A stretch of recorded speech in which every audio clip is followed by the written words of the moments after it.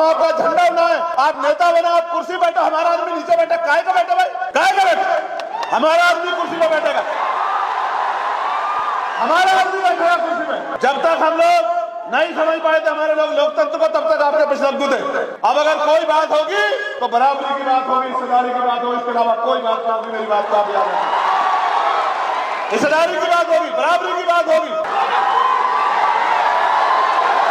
मेरा काम मनुवादियों को बजाना, ढपली बजाना नहीं। ये काम तो हमारा कोई भी कार्यकर्ता कर लेगा। मेरा काम है इस देश में मनुवाद, अंधविश्वास, पाखंडवाद, सामंतवाद का इलाज करना। इस नोट को देखो, इसका जो एक्चुअल वजन है उससे 3-4 गुना वजन है इसमें। कैसे बढ़ा पता है आपको? हमारे लोगों के पसीने से।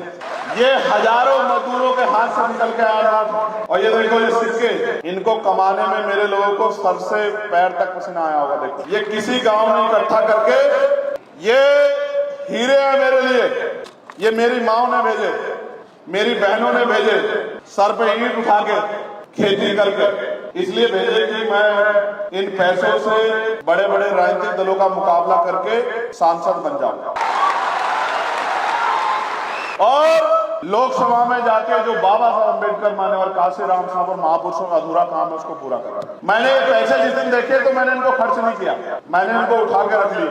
इसलिए रख लिए कि मुझे याद रहे कि मैं किन के नोटों से और किन के वोटों से सांसद बना। सभी संतों, गुरुओं और महान पुरुषों को नमन करता।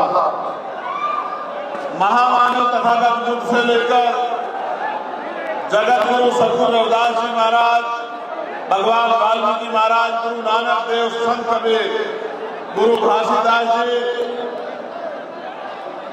संत गाडगे जी महाराज, नारायणा गुरु और बाकी उन संतों को भगवान महावीर जैन, जिन्होंने भारत में सामाजिक, आर्थिक, राजनीतिक परिवर्तन के लिए आंदोलन चलाए हैं, उन सबको नमन करता हूं। आधुनिक भारत में वंचितों के मुक्तिदाता राष्ट्रपिता ज्योतिबा फूले, आरक्षण के जन्मदाता, आरक्षण के पैरोकार, सामाजिक न्याय के छत्रपति साहू जी महाराज, करोड़ों शोषितों, वंचितों, महिलाओं, नौजवानों, किसानों, कर्मचारी, मजदूरों के नेता, उनके मार्गदर्शक, उनके मुक्तिदाता डॉक्टर बाबा साहब अम्बेडकर को भी नमन करता हूं। मां सावित्रीबाई फूले, मां फातिमा शेख, मां अवंतिकाबाई होलकर, मां झलकारी बाई, मां रमाबाई, ईवी पेरियार रामानायकर स्वामी, पेरियार रवि यादव, जिनको मैं संघर्ष के नायक के तौर पर देखता हूं, बाबू जगदेव प्रसाद कुशवाहा, जिनको बिहार का लेनिन भी कहा जाता है, जननायक कपूरी ठाकुर, जिनको हम अपना नेता मानते हैं,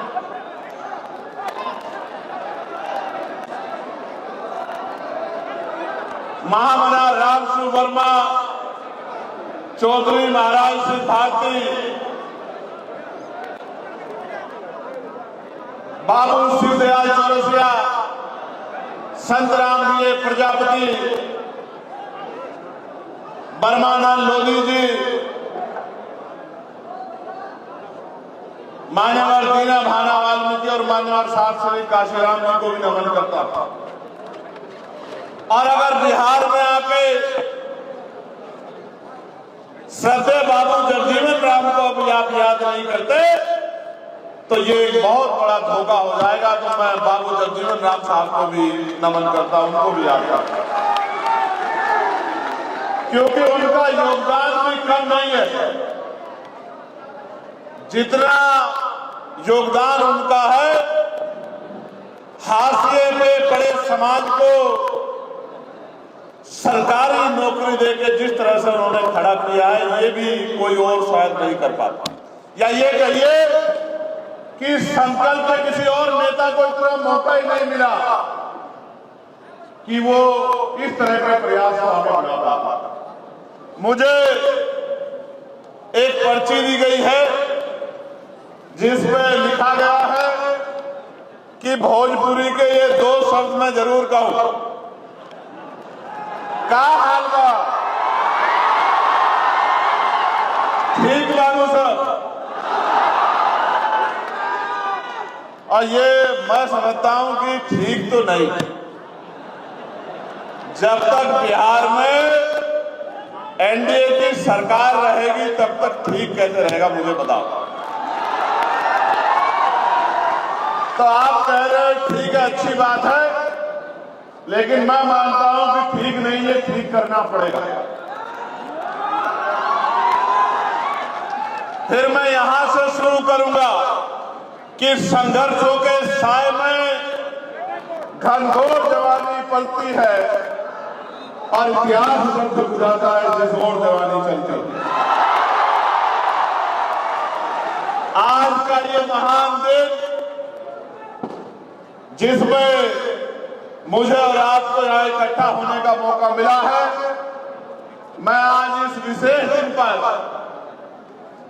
जो भीम आर्मी का स्थापना दिवस है, मैं 10वें स्थापना दिवस और द्वितीय अधिवेशन की आप सबको बहुत बहुत बधाई देता हूं, बहुत बहुत मंगल कामनाएं करता हूं। प्यारे साथियों, मैं सबसे ज्यादा धन्यवाद करूंगा मातृशक्ति का, जो इतनी बड़ी संख्या में आज अपने बच्चों को, अपने भाइयों को आशीर्वाद देने के लिए यहाँ पहुंची। मैं दोनों हाथ में बहुत बहुत प्रणाम करता हूँ। साथ साथ मैं इस नौजवान सैलाब को भी धन्यवाद देता हूं। मुझे मीडिया के लोग पूछते हैं कि ये भीम आर्मी के लोग कहां से आते हैं। अब मैं उनसे ये कहता हूं कि आंधी को रोका जा सकता है, तूफान को रोका जा सकता है, सैलाब को रोका जा सकता है, लेकिन भीम आर्मी के बहादुर योद्धाओं को नहीं रोका।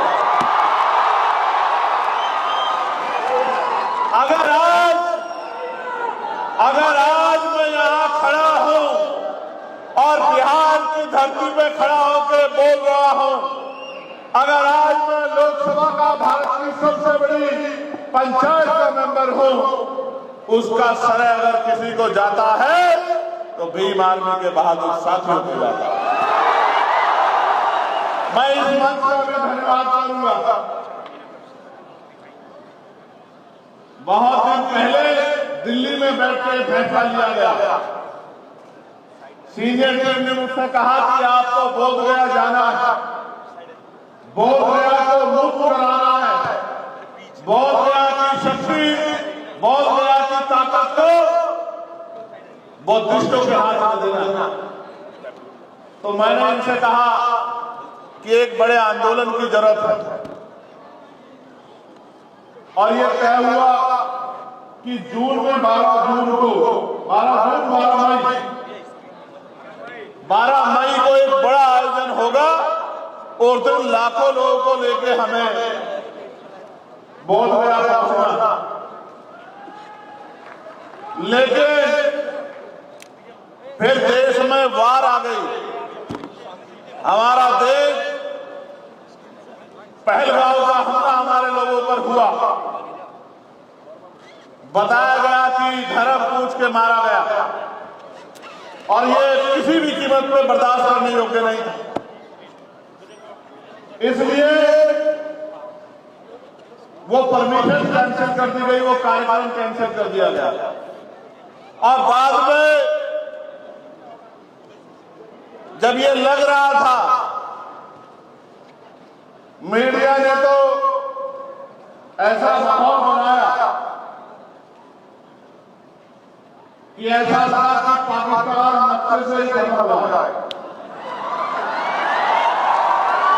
मैं मैं धन्यवाद दूंगा भारत की महान मीडिया को, बहुत बहुत धन्यवाद। जो काम सरकार नहीं कर पाए आपने टीवी चैनल के माध्यम से कर दिया। इस्लामाबाद पहुंच गए हैं, रावलपिंडी पहुंच गए हैं, कराची पहुंच गए हैं। वहां के जो आर्मी चीफ थे हसन मुनीर, अगर थोड़ी देर और उनको मौका मिल जाता तो शायद हसन मुनीर को पाकिस्तान छोड़ने निकल जाता। मैंने भी अपने साथियों को फोन किया कि भाई सिचुएशन नहीं है, कश्मीर में तो प्लॉट मिलेगा या मिलेगा, लेकिन पाकिस्तान को जरूर जाना।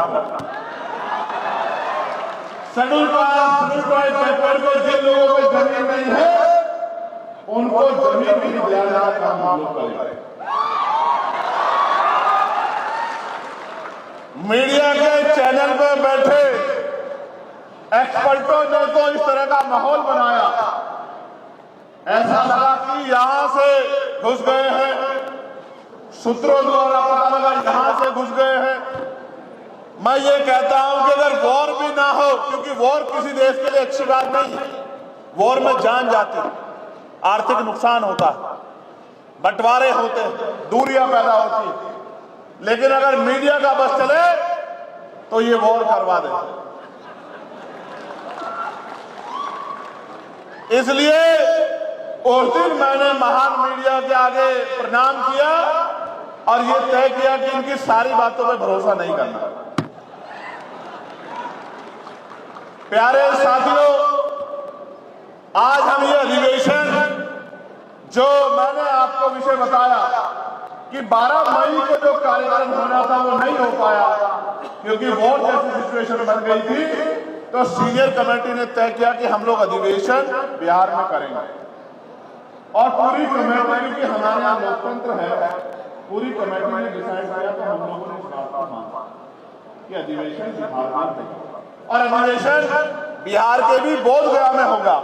लेकिन फिर से बोधगया में इतना बड़ा हॉल नहीं मिला क्योंकि अधिवेशन खुले में नहीं हो सकता, अधिवेशन तो हॉल नहीं होता, कोई हॉल नहीं मिला इतना बड़ा और फिर परमिशन को भी दिक्कत हुई।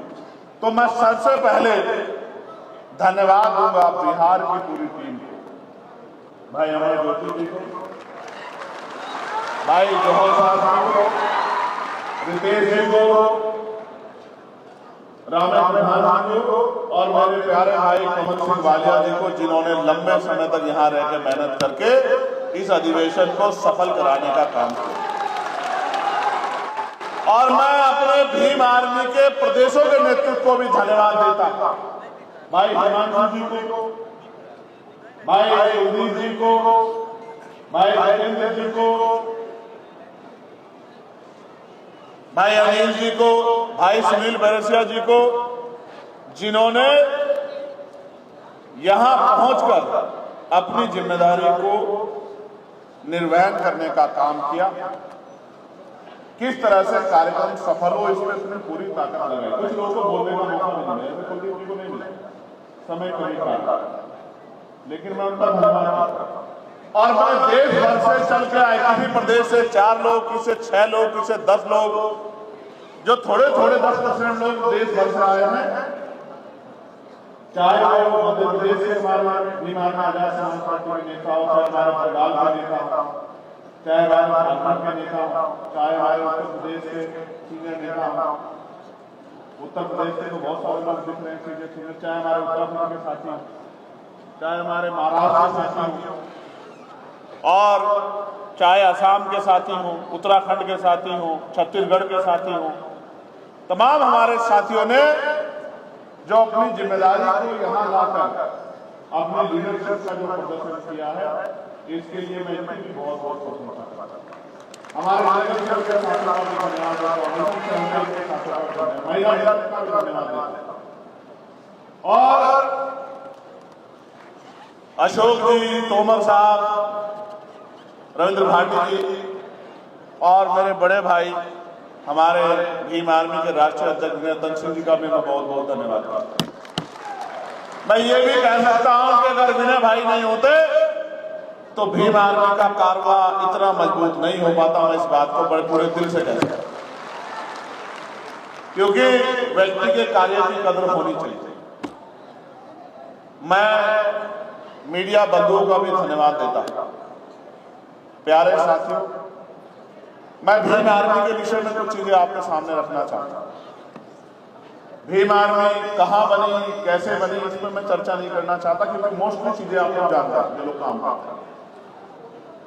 लेकिन अगर पूरे भारत में कोई ऐसा संगठन है जिसमें schedule caste, schedule tribe, backward minority, मुसलमान, जैन, सिख, बौद्ध, ईसाई, अगर इनकी संयुक्त लीडरशिप की बात है, बने बनाए संगठन में अगर किसी लीडरशिप करने का मौका दिया, नेतृत्व दिया है, तो ये अगर किसी ने काम किया है तो भीम आर्मी भारत एकता मिशन के साथ। हमारे यहाँ जो अमर ज्योति जी हमारे नेता नेतृत्व करते हैं, वहीं राजस्थान में जितेंद्र अठवाल साहब नेतृत्व करते हैं। ये बात मैं क्यों कह रहा हूं? क्योंकि आपको पता होना चाहिए कि एक ऐसा संगठन और एक ऐसे समय में बना है 2014 में, जब देश के अंदर भारतीय जनता पार्टी की सरकार हुकूमत पे आई और भारतीय संविधान पे खतरा मंडरा रहा था।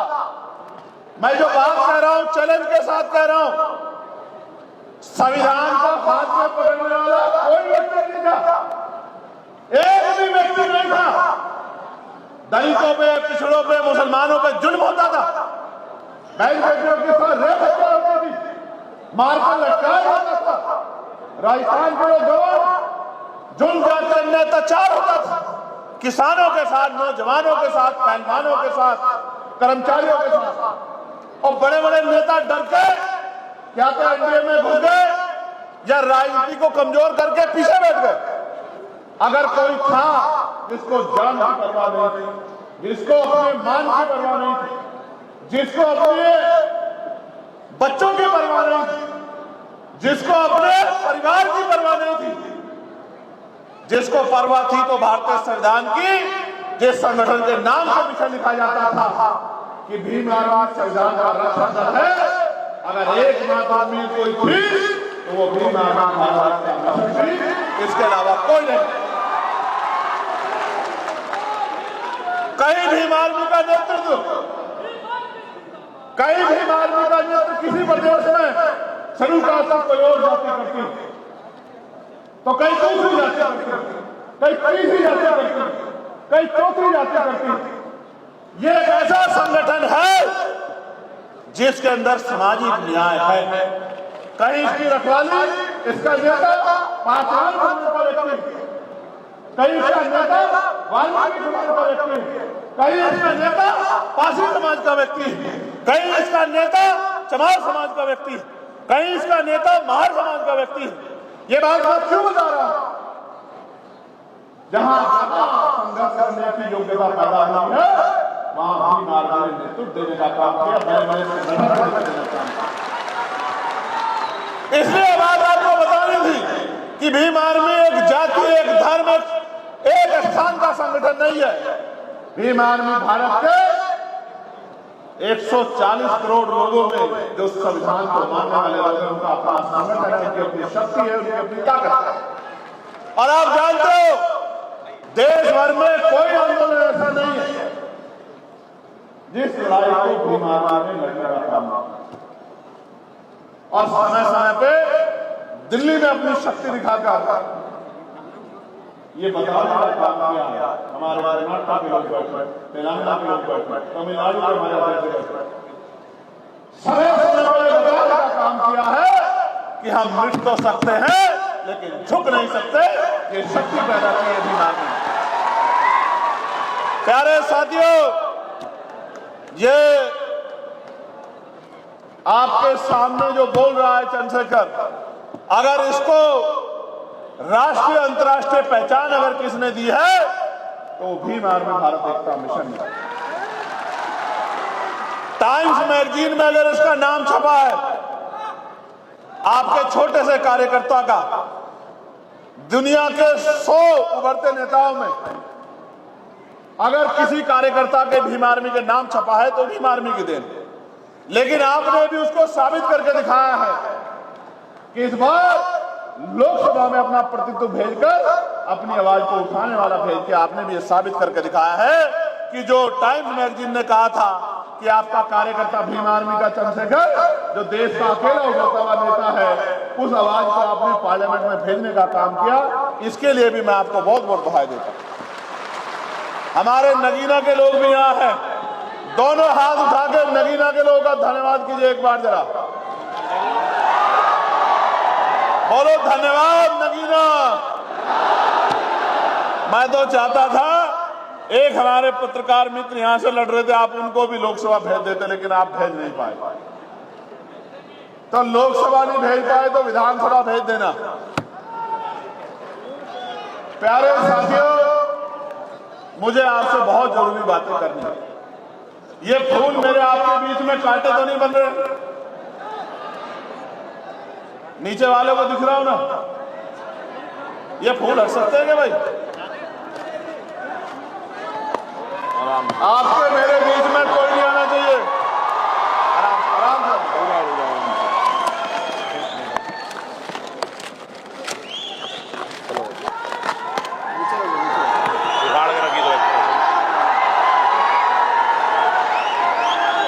फूल आपके लिए और कांटे हमारे लिए।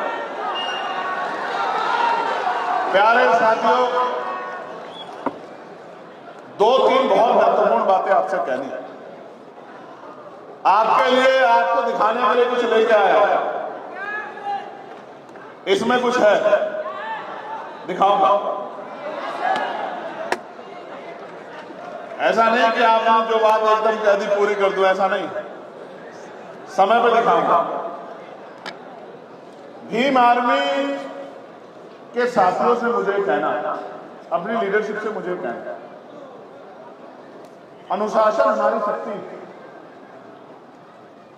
हमारा अनुशासन इस स्तर का होना चाहिए कि भले ही वो हमसे नाराज हो, भले ही वैचारिक रूप से हमारा विरोध हो, लेकिन इस बात को जरूर कहे अपने लोगों में बैठकर कि भीम आर्मी जैसा अनुशासन किसी और संगठन के पास नहीं। ये बात हमें अपने अंदर पैदा करनी है। हालांकि मैं आपके अनुशासन पर टिप्पणी नहीं कर रहा हूं, लेकिन फिर भी मेरी इच्छा है कि देश का सबसे अनुशासित संगठन भीम आर्मी को होना चाहिए। भीम आर्मी एक ब्रांड है या नहीं, ये बताओ, बताओ है या नहीं, ये बताओ। मैं उससे उदाहरण बताता हूं। 2022 में जिन लोगों को सामना करने की वजह से हमने निकाल दिया था उत्तर प्रदेश में, दिल्ली में, जो नेता किसी पार्टी के नेताओं से, अपने पार्टी के नेताओं से नहीं मिलते थे, उन्होंने भीम आर्मी के निकाले गए कार्यकर्ताओं के साथ बैठ के 2-2 घंटे बात की। ये भीम आर्मी की ताकत है। और यहां भी जिन लोगों को हमने काम न करने की वजह से निकाल दिया था, उन लोगों को भी दूसरी राष्ट्रीय स्तर की पार्टियों के नेताओं ने ऐसे हाथ मिला के खुद ज्वाइन कराया, जिनको हमारे यहां से निकाला गया। तो इस देश में अगर नेतृत्व का निर्माण हो रहा है, मजबूत कार्यकर्ता का ही निर्माण हो रहा है, जो न पुलिस से डरता, ना कानून के झूठे शिकंजे से, ना जेल से, ना मुकदमे से, वो भी मिशन के नेतृत्व।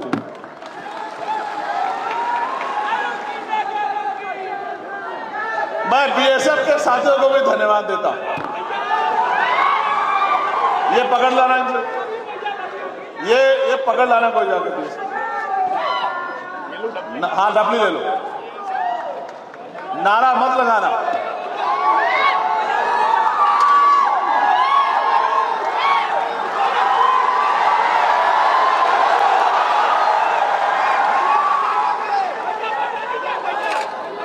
मेरा काम मनुवादियों को बजाना, ढपली बजाना नहीं। ये काम तो हमारा कोई भी कार्यकर्ता कर लेगा।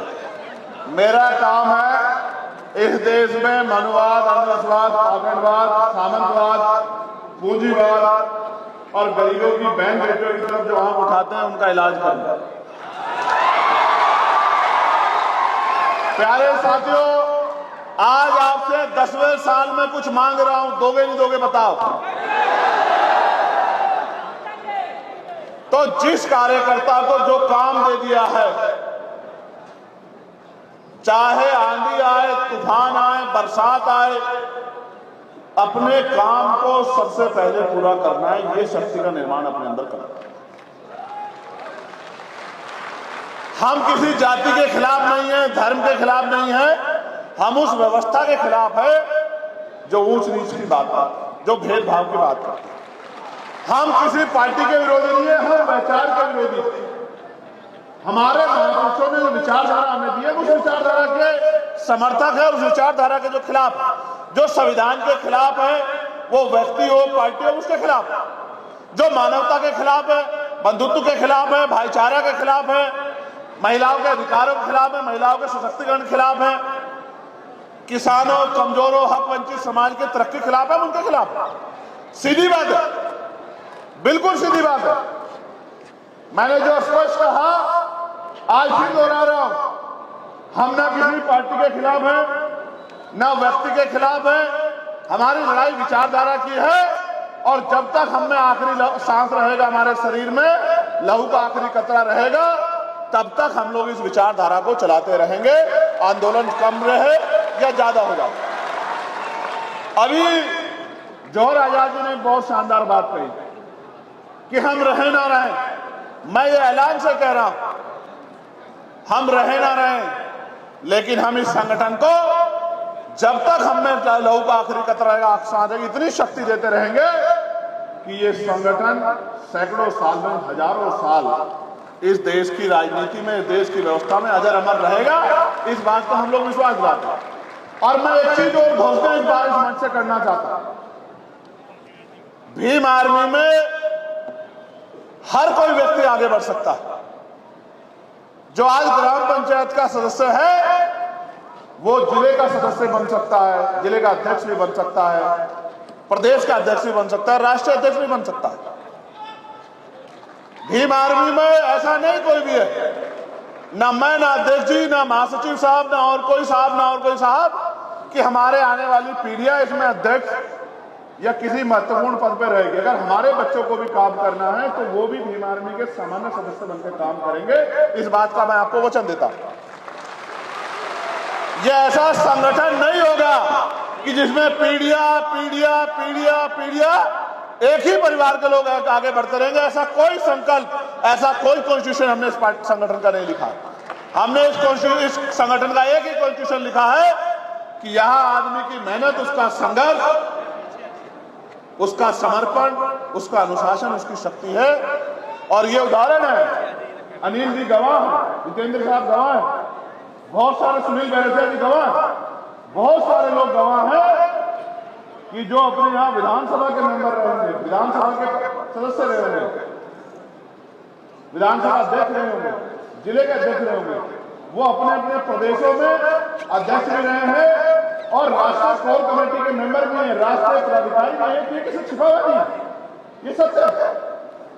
ये भीम आर्मी का कार्यकाल इस बात का उदाहरण है, आप देख सकते हो। संघर्ष के बलबूते जो आदमी विधानसभा का अध्यक्ष था वो आज राष्ट्रीय कमेटी का मेंबर है, राष्ट्रीय पदाधिकारी है। ये दिया है भीम आर्मी। तो साथियों, मैं आपसे यही मांगना चाहता हूं कि ये सामाजिक परिवर्तन का कारवां रुकना नहीं चाहिए। हम रहे ना रहे, कारवां चलता रहना चाहिए, कारवां आगे बढ़ना चाहिए, कारवां मजबूत होना चाहिए। और अगर सच में मुझसे प्यार करते हो तो घर से निकलो और बिखरे हुए बहुजन समाज में भाईचारा पैदा करने का काम, मानवता के सिपाही बनो, अपने टूटे हुए भाइयों को गले लगाओ। जिन महापुरुषों के नाम मैंने लिए उनके संघर्ष को पढ़ो। मैं बिहार की बात करता हूं, बाबू जगजीवन राम, बाबू जगदेव प्रसाद कुशवाहा, जननायक कर्पूरी ठाकुर, और मैं राजनीतिक वो हो सकता है, लेकिन मैं रामविलास पासवान जी के जो आज इस दुनिया में नहीं, मैं उनके काम को भी हम टिप्पणी नहीं कर सकते। उन्होंने भी बहुत कुछ करके दिखाया है। अगर मंडल कमीशन में किसी का योगदान है तो रामविलास पासवान जी को छोड़ा नहीं जा सकता। मान्यवर काशीराम साहब के साथ साथ श्रद्धेय रामविलास पासवान जी ने भी बहुत बड़ा संघर्ष किया है, इस बात को नकारा नहीं जा सकता। वो अलग बात है कि आज उनके बेटे उसी दल के साथ खड़े हैं जिस दल ने पिछड़ों के अधिकारों को रोकने के लिए एडी चोटी का किया, वो अलग बात है। ये बात हमें समझनी पड़ेगी और ये बात भी समझनी पड़ेगी, रानी के पेट से राजा नहीं तैयार हो गए। यहां अमर ज्योति जैसे सिपाही भी आपके बीच में बैठे हुए हैं। नेता जनता बनाती है, नेता रानी के पेट से नहीं बनता।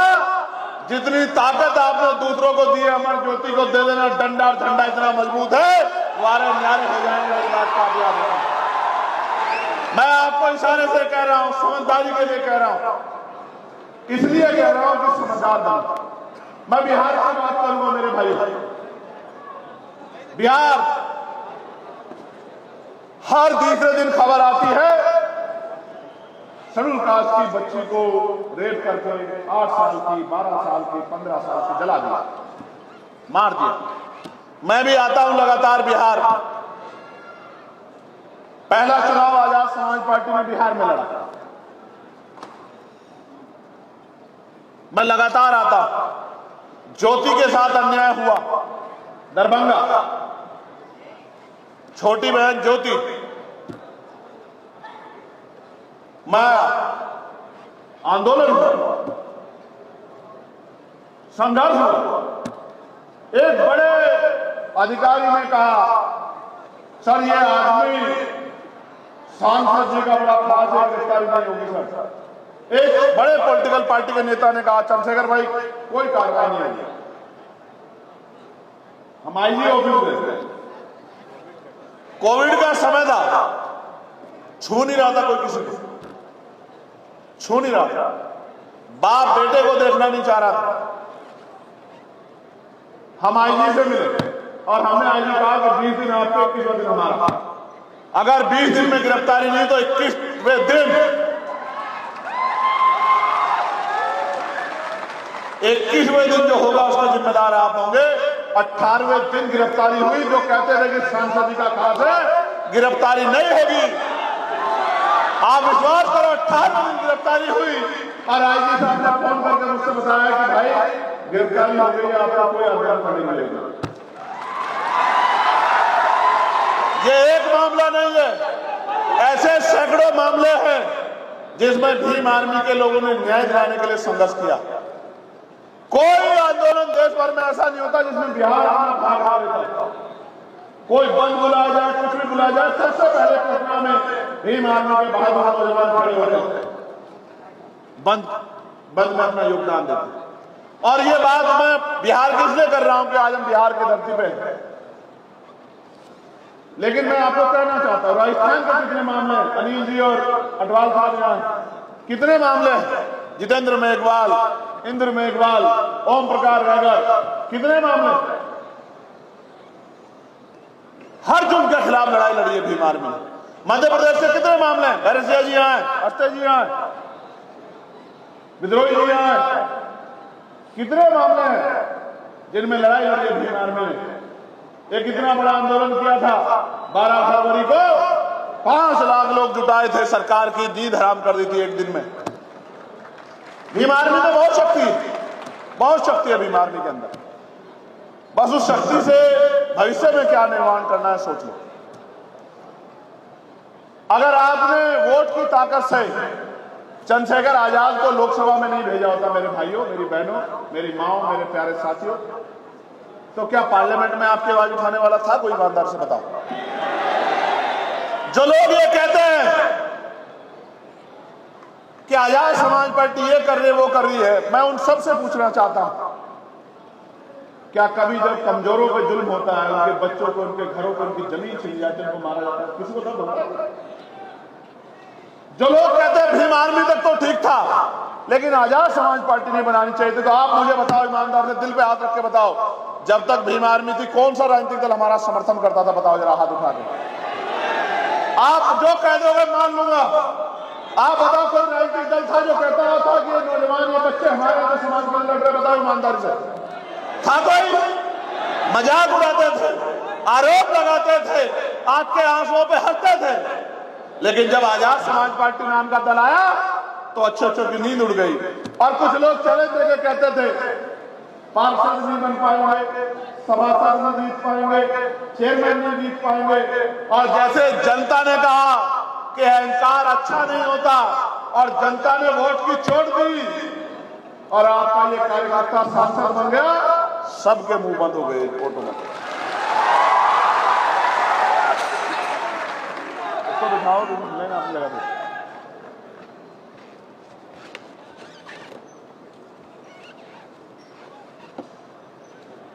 दो 2020 में यहां चुनाव हुआ, अमर ज्योति जी गवाए, राणा प्रधान जी गवाए, अमर तोमर साहब गवाए।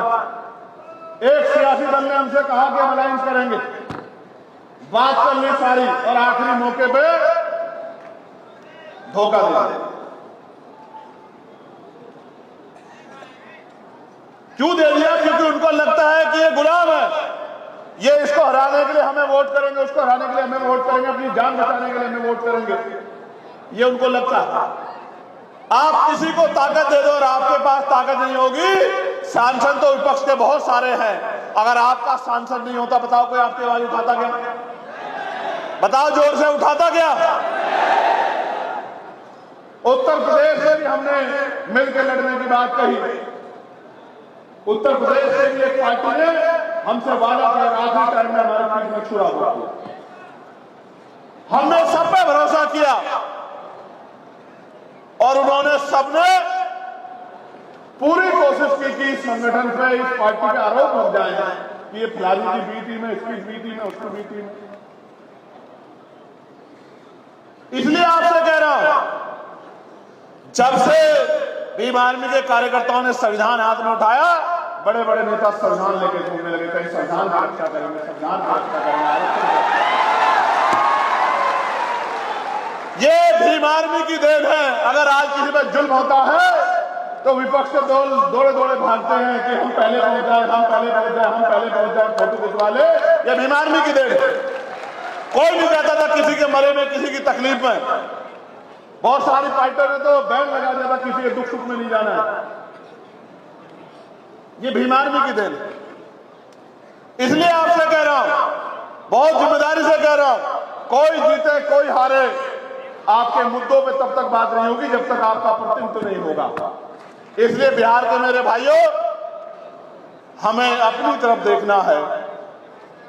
अगर सब लोग इतने अच्छे होते तो बाबा साहब अम्बेडकर पार्टी क्यों बनाते? बाबा साहब ने पार्टी क्यों बनाई? उस समय बहुत सारी पार्टियां थी, कांग्रेस थी, लेफ्ट थे, अकाली दल थे, मुस्लिम लीग थे। बाबा साहब ने पार्टी क्यों बनाई? क्या बाबा साहब समझदार नहीं थे क्या? बताओ, उनके जितना विद्वान तो कोई नहीं था ना। आज भी ये बात प्रासंगिक है या नहीं है? मैं गया था अभी अमेरिका, कोलंबिया यूनिवर्सिटी में लगी है statue, symbol of knowledge, doctor Baba Saheb Ambedkar लगी है नॉलेज स्टैचू, मैंने देखी है। तो आप समझिए बाबा साहब ने पार्टी क्यों बनाई? क्योंकि बाबा साहब ये जानते थे कि जब तक हमारे हाथ में ताकत नहीं होगी, हमारी समस्या को कोई नहीं बोलेगा। बाबा साहब चले गए, आखिरी पार्टी बाबा साहब ने मसौदा तैयार किया आरपीआई का। आरपीआई काम करने लगी, लेकिन आरपीआई के जरिए बहुत बड़ी शक्ति नहीं बनी राजनीतिक हमारी। मानव काशीराम साहब ने मोर्चा लिया, उन्होंने दल बनाया। क्या मानव काशीराम साहब कमजोर थे या गैर जिम्मेदार थे या बाबा साहब के विरोधी थे? नहीं, ना बाबा साहब अम्बेडकर के विरोधी थे, ना कमजोर थे, ना ही किसी की टीम थी। वो तो साइंटिस्ट थे, साइंटिस्ट। उन्होंने अपनी नौकरी छोड़ी, अपना परिवार छोड़ा, समाज को समझाने निकले, राजनीतिक पार्टी बनाई, सामाजिक संगठन बनाया, कर्मचारियों का संगठन बनाया। और अगर आज आजाद समाज पार्टी मैदान में है तो वो इसलिए मैदान में है क्योंकि आजादी के 75-76 साल बाद भी हमारे लोग अपने आंसू नहीं सुनते हैं। ये बिहार में आप अच्छी तरह जानते हैं। क्या बिहार का नौजवान पलायन नहीं करता है? क्या बताओ साथियों, करता है नहीं करता है? सबसे ज्यादा मजदूर कहां से जाते हैं देश में? क्यों ये मजदूरों का प्रदेश है क्या? सबसे ज्यादा आईएएस भी यहां से जाते हैं और सबसे ज्यादा मजदूर भी यहां से जाते हैं। क्यों? इसलिए जाते हैं क्योंकि यहां की सरकारों को फर्क नहीं पड़ता। और ये किसी एक पार्टी की बात नहीं है, इससे पहले भी सरकारें रही, सबके लिए कह रहा हूं, सबके राज में पलायन हुआ। और मैंने तो कोरोना काल देखा है, हिमांशु जी बैठे हैं, महेश जी बैठे हैं, मेरे आज भी याद है दिल्ली में जब कोरोना काल था तो मजदूरों को निकाला गया था, बस स्टैंड पर जगह नहीं थी, रेलवे लाइन बंद थी, रेल नहीं चल रही थी। किसी सरकार पे या यहाँ की हो या दिल्ली की, आपको भट्टा भेजने के लिए रेल की व्यवस्था नहीं थी जो आज पूर्ण व्यवस्था निकाल था। हमने तो अपनी आंखों से देखा, इधर से डंडा मारती थी पुलिस, उधर भाग जाते थे, उधर से डंडा मारते इधर को भाग जाते थे। कोई पुल के नीचे को जाता था सड़े गले पानी में, भूखे प्यासे, जो कुछ हमसे बनता था हम लोग कोशिश करते थे, देते थे कि भाई खाओ, क्योंकि हमारे अपने लोग हैं, हमें दर्द होता है, मजदूर है, हमें तकलीफ होती है उनके आंसुओं से। कोई अपने बच्चे को बैग पे लटका के पैदल पैदल आ रहा है, कोई ट्रेन के आगे आके मर गया, कोई प्यास से मर गया, कोई पूछने वाला नहीं था। ये जिंदगी है मजदूरों की। और आप देखो इन वर्गों में 80% मजदूर है आज भी।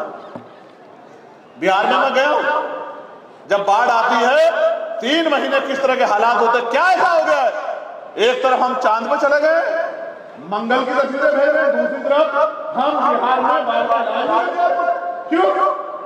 क्योंकि बाढ़ का नाम तो हर साल पैसा आता है, आपदा के नाम पे उस पैसे से अपने घर भरे जाते हैं। ये सबके सामने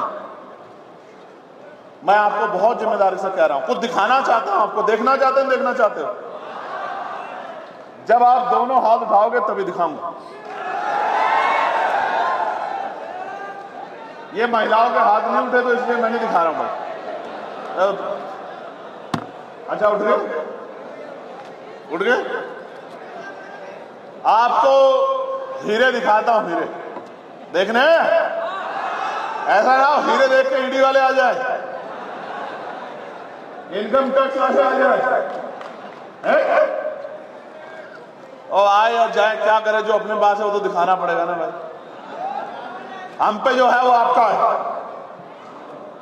ये हीरे आए हैं कवई, अजनपुर विधानसभा, आलापुर, अंबेडकर नगर, ये हीरे वहां से आए। और ये दूसरे हीरे भी अंबेडकर नगर के हैं, और ये तीसरे हीरे भी अंबेडकर नगर के हैं। और ये हीरे भेजे हमारे लिए, हमारे परिवार के लोगों ने। यहां तो भारतीय राजनीति में सब कुछ अमीरों के लिए है, गरीबों के लिए कुछ नहीं है। अमीर का बेटा प्रधान बनेगा, अमीर का बेटा चेयरमैन बनेगा, अमीर का बेटा जिला पंचायत का अध्यक्ष बनेगा, अमीर का बेटा विधायक बनेगा, अमीर का बेटा सांसद बनेगा, सब कुछ अमीरों के लिए। ये हीरे हैं जो मुझे दिए गए थे, दिख नहीं रहे ना वहां से?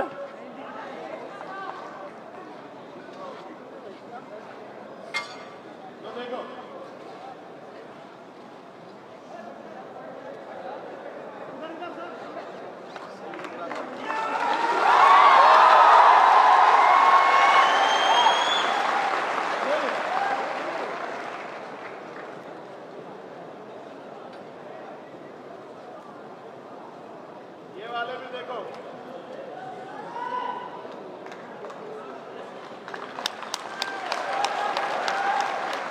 ये क्यों दिखा रहा हूं पता है आपको?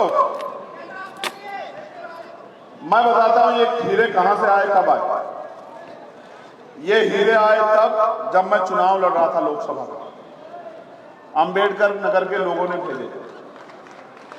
ये देखो, इस नोट को देखो, इसका जो एक्चुअल वजन है उससे 3-4 गुना वजन है इसमें। कैसे बढ़ा पता है आपको? हमारे लोगों के पसीने से।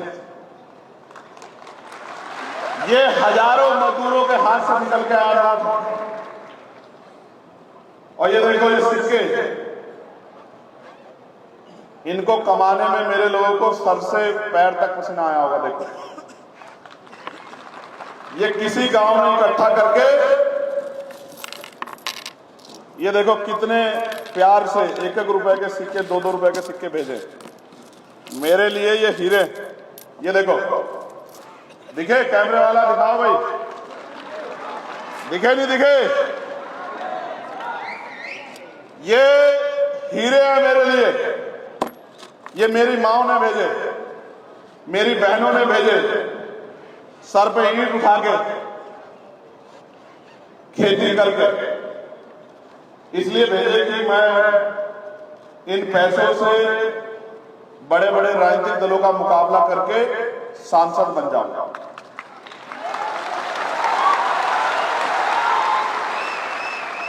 और लोकसभा में जाके जो बाबा साहब अम्बेडकर मान्यवर काशीराम साहब और महापुरुषों का अधूरा काम है उसको पूरा करना। मैंने ये पैसे जिस दिन देखे तो मैंने इनको खर्च नहीं किया, मैंने इनको उठा के रख लिया। इसलिए रख लिए कि मुझे याद रहे कि मैं किन के नोटों से और किन के वोटों से सांसद बना। मेरी बात सुनो मेरे भाइयों, जब तक पैसे वाले नेता बनते रहेंगे तब तक पैसे वाले गरीबों की बात नहीं करेंगे। पैसे वाले कहां रहते हैं? महलों में, जिन महलों में आप घुस नहीं सकते। महलों वाले गरीबों के दर्द को जानते हैं क्या? महलों वाले गरीब के दर्द को समझते हैं क्या? महलों वाले गरीब के भूखे पेट को समझते हैं क्या? नहीं फर्क पड़ता उनको कि गरीब के पेट में रोटी कैसे आती है। मुझे और इस मंच पर बैठे हर एक आदमी को फर्क पड़ता है। जब भूख के कारण किसी का बच्चा घर में रोता, हमें फर्क पड़ता है, क्योंकि हम आप में से एक हैं। इसलिए आपको दिखाने के लिए लाया हूं कि जितने नोट मिले उतने ही वोट मिले। एक पैसा किसी अमीर ने मदद नहीं की, सारे पैसे गरीबों ने मदद की। और बिहार के लोगों ने भी पैसे भेजे होंगे, ऐसा मेरा विश्वास।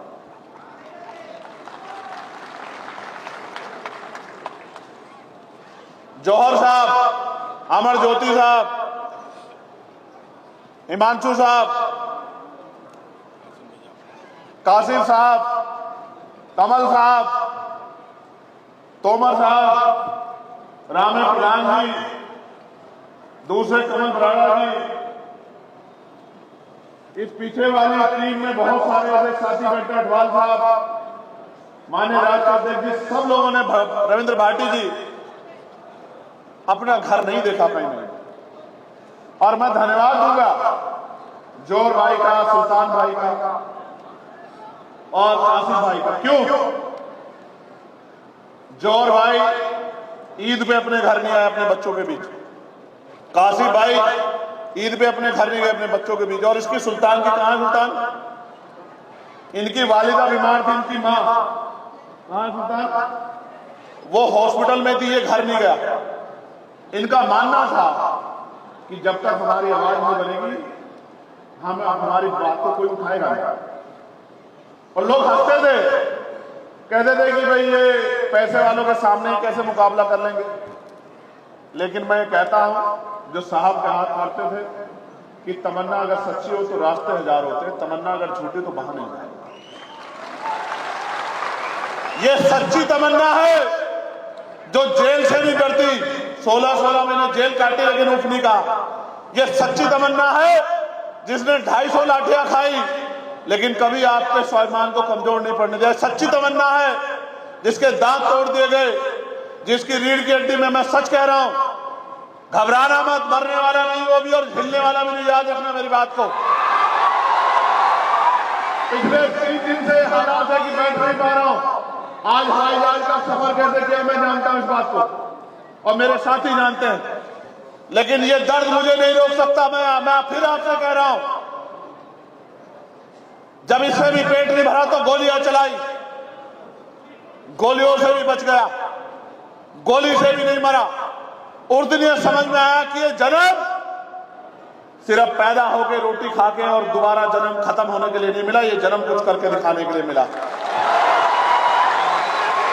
लोग कोरोना से मर गए, खांसी जुकाम बुखार से मर गए, और अगर गोली भी आपके भाई का सीना नहीं चीर पाई, आपके भाई की सांस नहीं खींच पाई, तो उस दिन समझ आया कि किसी चीज से डरना नहीं है, आगे बढ़ते हैं। आपको कह रहा हूं बिहार के मेरे भाइयों, हिम्मत जुटाओ, ताकत बनाओ, जितनी बड़ी संख्या में यहां आए हो, अगर सच में मुझसे प्यार है, भीम आर्मी से प्यार है, आजाद समाज पार्टी से प्यार है, तो घरों से निकलो, अपने अपने गांव में भाईचारा बना के समाज को तैयार करो और बड़े बड़े राजनीतिक दलों को उखाड़ के फेंक दो, आजाद समाज पार्टी को ताकत। और कह रहा हूं बहुत जिम्मेदारी से, लोग कहते थे अकेला चंद्रशेखर पार्लियामेंट में क्या करेगा, बोल भी नहीं पाएगा, भीड़ में छिप जाएगा, कोने में घुस जाएगा। बताओ अकेला चंद्रशेखर आपको दिखता ही नहीं दिखता है पार्लियामेंट में? कल चलेगी भाइयों पार्लियामेंट, देख लेंगे। अगर 543 में आपका अकेला सांसद दिखाई दिया, तब कहना कि भाई हमने जो वोट दे के ताकत बनाई थी वो कमजोर रह गई। इसलिए आपसे कह रहा हूं कि 543 में एक बनाया, यहां 243 है। मेहनत करके अपने इतने लोग जिता लो कि असेंबली में आपकी लड़ाई लड़ सकते। और लड़ाई कैसे लड़ी जाती है ये तो मैं इनको सिखा ही रहा हूं पार्लियामेंट में, लेकिन असेंबली में पूरे बिहार को सिखाएंगे कि लड़ाई कैसे लड़ी जाती है। आप ये सोचो, जो जेल से नहीं डरते, जो मुकदमों से नहीं डरते, जो लाठी से नहीं डरते, जो गोली से नहीं डरते, उनसे ज्यादा आपकी लड़ाई लड़ने का जज्बा किसके अंदर हो सकता है? सोचो।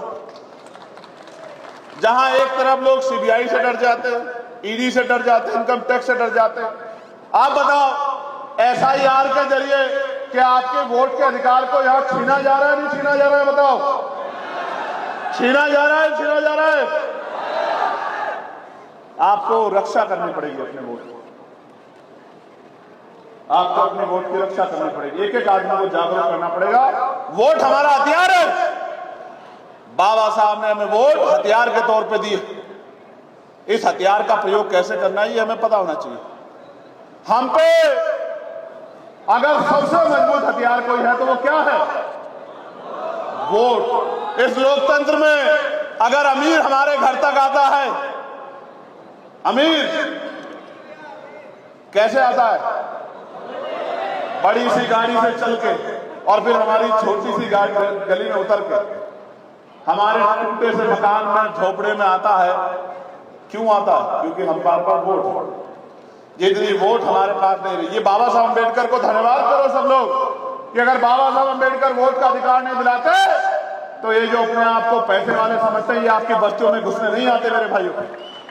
आज अगर ये आते हैं, किसी को चाची कहते हैं, किसी को ताई कहते हैं, किसी को बुआ कहते हैं, किसी को बहन कहते हैं, आपके पैरों पे हाथ लगाते हैं, आपके बीच में बैठकर खाना खाते हैं, कीचड़ में घूमते हैं, इस वोट की वजह से कि ये वोट आपसे नहीं लेते। आप ये सोचो, आप इतने लंबे समय से इनको वोट देते हैं, आपका क्या बना? तो जब तक आपका कुछ नहीं बनेगा फिर करोगे क्या मेरे प्यारों? बताओ इस बार कुछ बनाओगे नहीं बनाओगे? पक्का बताओ, बनाओगे नहीं बनाओगे? और बिहार वालों एक बात और हमसे सीख लो, बिहार में आप अपनी मेहनत से बना लोगे, हम लोग भी आपके साथ आके मदद करेंगे, लेकिन उत्तर प्रदेश में इस बार हम लोग काया पलट के रखने में मेरी बात को आगे। और उत्तर प्रदेश की गूंज आप तक आ रही है नहीं आ रही है? कुछ सामाजिक संगठन, कुछ मीडिया के लोग कहते थे कि भीम आर्मी आजाद समाज पार्टी पश्चिम की पार्टी। अभी आजाद वालों ने बताया नहीं, बताया कहां की पार्टी है? बताया नहीं, बताया नहीं, बताया। चाहे विरोध में आलोचना में लिखा हो, मीडिया ने, इसी मीडिया ने लिखा ना कि 5,000 कार्यकर्ता एक तरफ, 10,000 कार्यकर्ता एक तरफ, ये कहां से आए कार्यकर्ता? आप बताओ, आप पैसे पाए हो क्या? भूखे प्यासे मोटरसाइकिल से, रेल में, बस में अपनी मेहनत की कमाई का पैसा जुटा के जो ये इतना बड़ा जन समूह आया, ये पैसों में नहीं आया। जो पैसों में आया हाथ खड़ा कर दे। ए शंभू भाई, आप कैमरा घुमा के देख लें, देखना कोई पैसों में तो नहीं आया। जो पैसों में आया है वो जोर से हाथ खड़ा करके दिखा दे इसे।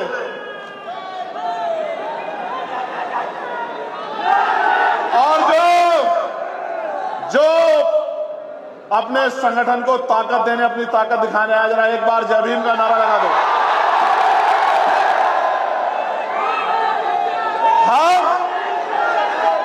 हम जो हैं, एक प्यारो सुनो रुक जाओ।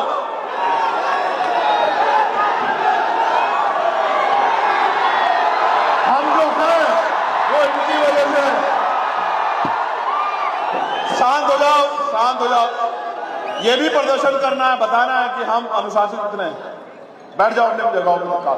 इस पूरे पंडाल में हमारा व्यक्ति भी खड़ा होना चाहिए अगले 1 मिनट के अंदर, चाहे कोई जगह मिले बैठ जाओ, जमीन पे, कुर्सी पे, कहीं स्टैंड में जहां मिल जाए बैठ।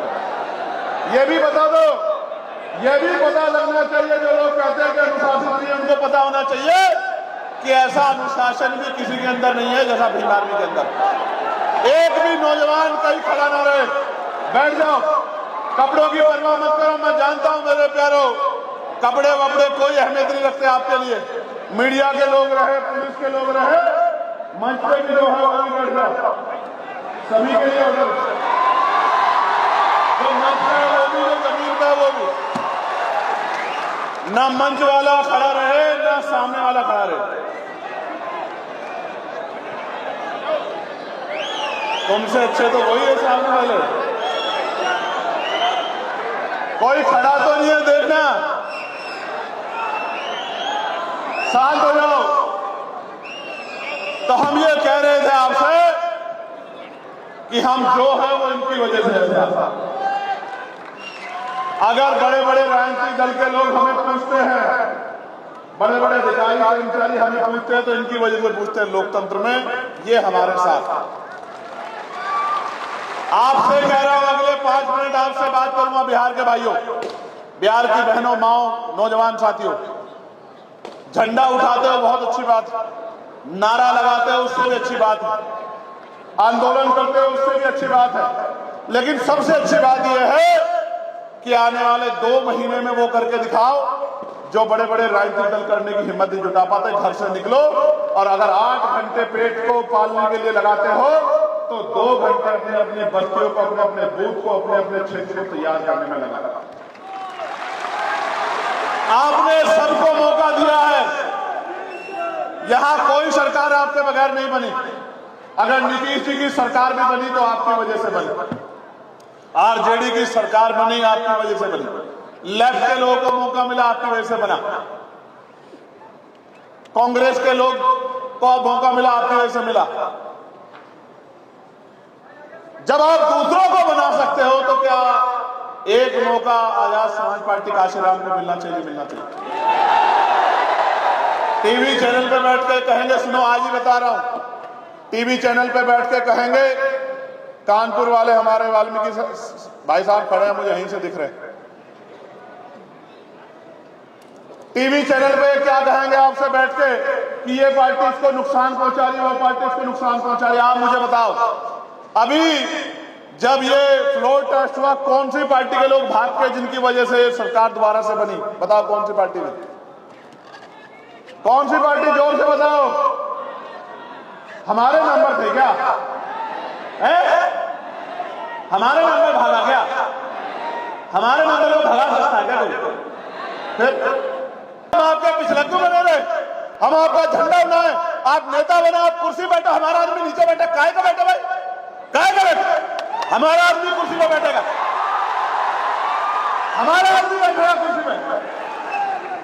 जब तक हम लोग नहीं समझ पाए थे हमारे लोग लोकतंत्र को, तब तक आपके पिछलग्गू थे। अब अगर कोई बात होगी तो बराबरी की बात होगी, हिस्सेदारी की बात होगी, इसके अलावा कोई बात नहीं होगी। मेरी बात को आप याद रखें, हिस्सेदारी की बात होगी, बराबरी की बात होगी, पॉलिसी की बात होगी। बताओ संघ का शेड्यूल ट्राइब के लोगों को क्या दोगे? बताओ मुसलमानों को क्या दोगे?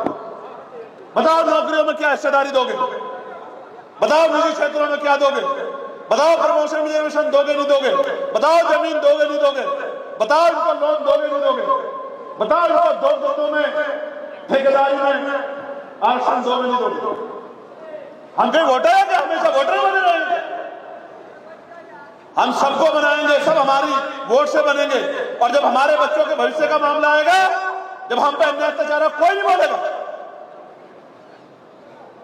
कांग्रेस पार्टी को यहां बीजेपी की सरकार यहां अत्याचार दिखेगा, कर्नाटक में नहीं दिखेगा।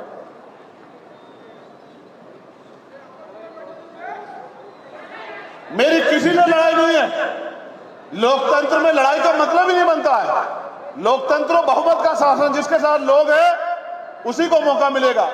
हमारी सीधी बात यह है, हम थे सबसे पहले शख्स, बिहार के साथियों, हम थे जो नीतीश जी के पास गए, जिन्होंने कहा कि आपको महागठबंधन बनाना चाहिए सर, आपको ये दल, ये गठबंधन छोड़ के आपको इधर आके इस गठबंधन का नेतृत्व करना चाहिए, आपको महागठबंधन बनाना चाहिए और उत्तर ये भारत में 2024 का तख्ता पलट करना चाहिए। हम थे जो राजा साहब गवाह, हम गए थे, हम गए उनके पास, हमने कहा करेंगे, देखेंगे, ये करेंगे, वो करेंगे। और जब महागठबंधन में मौका नहीं मिला, मनचाही नहीं हुई, तो इधर आ गए। कौन किसकी बीटी में, कौन किसका एजेंडा है, सब जानते हैं समान। मैं आपको कह रहा हूं मेरे साथियों, हिम्मत जुटा लो, ताकत बना लो। जो आज जिनके दफ्तरों में हमारे लोग सोच रहे हैं कि जाके बात कर ले, अगर आप एकजुट हो गए और आपने ताकत बना ली, वो आपके ऑफिस के बाहर ना खड़े हो तो मेरा नाम चंद्रशेखर आजाद नहीं, याद रखना। और अगर आपने मेरी बात में पहरा देकर बिहार में कर लिया, ठीक है, बहुत अच्छी बात है, वरना उत्तर प्रदेश में हम आपको दिखाएंगे, आप इतनी मेहनत से दिखाएंगे। जो अपने आप को बड़े बड़े दल समझते हैं, वो आपकी पार्टी के दफ्तर के बाहर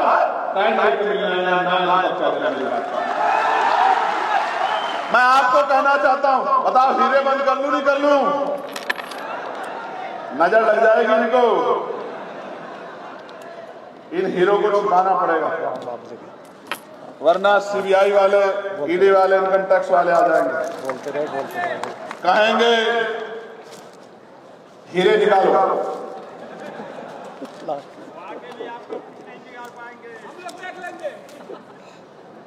जानते नहीं है, जानते बांध नहीं, बांध देना, बहुत मेहनत की कमाई। देखो नोट देख रहे हो, ऊपर नीचे दोनों जगह से फटा हुआ, लेकिन जिस माँ ने भेजा होगा ना गांव से, उसने कितने अपमान के घूट सहे होंगे अपनी मेहनत करते हुए, इस बात का आइडिया मुझे और आपको नहीं। देखो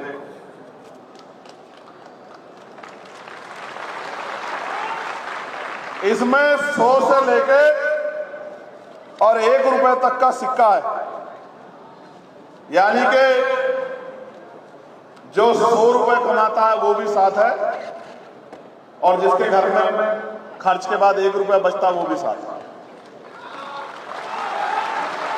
अगर मेरी बात नहीं मानोगे तो चुनाव के बाद फिर मुझे फोन करोगे, भैया मार दिया, भैया जला दिया, भैया लूट लिया, भैया ये हो गया, भैया वो हो गया, भैया आ जाओ, भैया ये कर दो, भैया वो कर दो। ऐसी नौबत मत आने देना मेरे यहाँ। मुझे तो अगर मेरे खून का एक एक कतरा मांगोगे तो दे दूंगा। आज कह रहा हूं, किसी को भरोसा ना हो तो यहीं चेक कर लो। अगर उठ कह दिया खून के नाम पे, तब तो कह देना कि चंद्रशेखर आजाद जबान तो फिर गया। लेकिन आज आपको कह रहा हूं, ताकत नहीं बनाओगे, अपनी वोट से कामयाबी नहीं प्राप्त करोगे तो क्या होगा पता है? फिर रेप होगा, हत्या होगा, लूट होगी, भर्तियों में घोटाले होंगे, नौकरी नहीं मिलेगी, रोजगार नहीं मिलेगा, जमीन नहीं मिलेगी, मार पड़ेगी। फिर कहोगे चंद्रशेखर भाई आ जाओ। आज मैं आपको कहने आया हूं, मैं आपसे मांगने आया हूं, फिर कल आप कहोगे। जब हम समझ गए हैं तो हम ये काम आज से क्यों ना शुरू करो? बताओ मदद करोगे नहीं करोगे? दोनों हाथ उठा के बताओ, इतनी जोर से बताओ कि बाहर वालों को आवाज जानी चाहिए, और जोर से बताओ, आवाज जानी चाहिए। मदद करोगे नहीं करोगे? एक मौका चंद्रशेखर आजाद को दो। अगर वारे के न्यारे नहीं कर दिए तब आप कहना मेरी बात को। मैं आपको बहुत जिम्मेदारी से बात कह रहा हूं। क्यों? क्योंकि अगर पैसा कमाना, पैसा बचाना, गाड़ी बंगले बनाना ये लक्ष्य होता तो गोली खा के बिना सुरक्षा के नहीं घूम रहा होता आपके बीच में, समझे। मैं आपका धन्यवाद देता हूं भीम आर्मी की पूरी स्टेट की टीम का, जिले के पदाधिकारियों का, जिले के अध्यक्षों का बहुत बहुत धन्यवाद मैं देता हूं। यहाँ के नेतृत्व को सलाम करता हूं और जिन शासन ने यहाँ अपना योगदान दिया, समय दिया, आर्थिक मदद की, मैं उनको भी बहुत बहुत धन्यवाद देता हूं। और ये उम्मीद और अपेक्षा आपसे करता हूं कि आप अब रुकोगे नहीं, इस बार 2025 के विधानसभा चुनाव में अपनी ताकत बना के दिखाओगे। दिखाओगे नहीं दिखाओगे? बहुत बहुत, मेरा फोन देना, बहुत बहुत धन्यवाद। कई सारे मामले मेरे पास आए, MES अभ्यर्थी न्याय के लिए दफ्तर दफ्तर गुहार लगा रहे हैं, दफ्तर दफ्तर गुहार लगा रहे हैं। यहां के नेताओं को ये गुहार सुनाई नहीं दे रही है। प्यारे भाइयों, आप हमें ज्ञापन दे दो। एक बहुत महत्वपूर्ण बात कहनी है, बैठ जाओ अपनी जगह पे, वापस बैठ जाओ। बहुत महत्वपूर्ण बात याद आ गई, इसलिए फोन लिया था। जल्दी से बैठ जाओ, फटाफट, 1 मिनट का समय, 1 मिनट में वापस बैठ जाओ। दिखाओ कि आपकी अपनी शक्ति का प्रदर्शन करो। तो भाई अपना ज्ञापन दे दो, पार्लियामेंट में मैं आपकी मांग को बहुत जोर शोर से उठाऊंगा, ठीक है। एक बात, जल्दी से बैठो झारखंड वालों। अभी आप देख रहे हो उत्तर प्रदेश में स्कूल बंद किए जा रहे हैं। माननीय अध्यक्ष जी और भीम आर्मी की सीनियर लीडरशिप यहाँ है, स्कूल बंद किए जा रहे हैं उत्तर प्रदेश में। मैं आपसे भी और आपके माध्यम से केंद्रीय शिक्षा मंत्री से मांग करना चाहता हूं कि जो स्कूल सरकार बंद कर रही है, वो स्कूल सरकार भीम आर्मी को लीज पे दे दे। हमें उनसे कोई तनख्वाह नहीं चाहिए, कोई फंड नहीं चाहिए, वो स्कूल हमें लीज पर दे दे। भीम आर्मी के नौजवान को हम लोग तैयार करेंगे, वो स्कूल में पढ़ाने का काम करेगा, हमारे बच्चों के भविष्य सुधार। जितने स्कूल बंद कराए जा रहे हैं वो सारी बनी बनाई बिल्डिंग है, सरकार पर तनख्वाह देने के लिए पैसा नहीं है, बच्चे कम है। मैं गारंटी देता हूं चंद्रशेखर आजाद, बिहार से खड़े होकर कह रहा हूं, शिक्षा की नगरी पटना से, ये यहाँ बराबर में हरगोविंद साहब जी की वो जन्मस्थली यहीं बराबर में पटना साहिब, यहाँ से खड़े होकर कह रहा हूँ, भगवान बुद्ध के ज्ञान की धरती बोध गया के नजदीक से खड़े होकर कह रहा हूँ, भगवान महावीर के संघर्ष की धरती से खड़े होकर कह रहा हूँ, जितने स्कूल बंद करा रहे हो आप भी सुन लो और अपने फोन में नोट कर लो, वीडियो बनाओ, ये बात पहुंचाओ केंद्रीय मंत्री जी को टैग करके ट्विटर पे, फेसबुक पे, कि उन तक जाए। सब फोन ऑन करो, अपने कैमरे ऑन करो, वीडियो बनाओ और इस वीडियो को ट्विटर पे टैग करके लगाओ केंद्रीय मंत्री शिक्षा मंत्री जी को, क्या नाम है उनका, धर्मेंद्र प्रधान जी को। धर्मेंद्र प्रधान जी को कैमरा ऑन करो जल्दी 30 सेकंड में और ये बात मेरी पहुंचाओ, उत्तर प्रदेश के मुख्यमंत्री जी को पहुंचाओ, मध्य प्रदेश के मुख्यमंत्री जी को पहुंचाओ, राजस्थान के मुख्यमंत्री जी को पहुंचाओ। जितने स्कूल बंद कर रहे हो सारे स्कूल भीम आर्मी को लीज पर दे दो। कोई पैसा, कोई फंड नहीं चाहिए, सारे स्कूलों में भीम आर्मी के नौजवान हम लोग कैडर तैयार कर देंगे, पढ़ाने का काम करेंगे, आपके स्कूल से बेहतर शिक्षा दिलाने का काम करेंगे आपसे वाला। मगर स्कूल मत करो मंत्री जी, क्योंकि एक स्कूल से स्कूल नहीं बंद होगा, गरीबों के, किसानों के, मजदूरों का भविष्य बंद हो जाएगा। इससे बंद मत करो और अगर ऐसे नहीं मानोगे तो आंदोलन से मानोगे। बहुत जल्द, चिंता मत करो, इतना बड़ा आंदोलन करेंगे कि स्कूल बंद होना हो, स्कूल सपने में जरूर आएंगे आपके। बहुत बहुत धन्यवाद। जय भीम, जय भारत।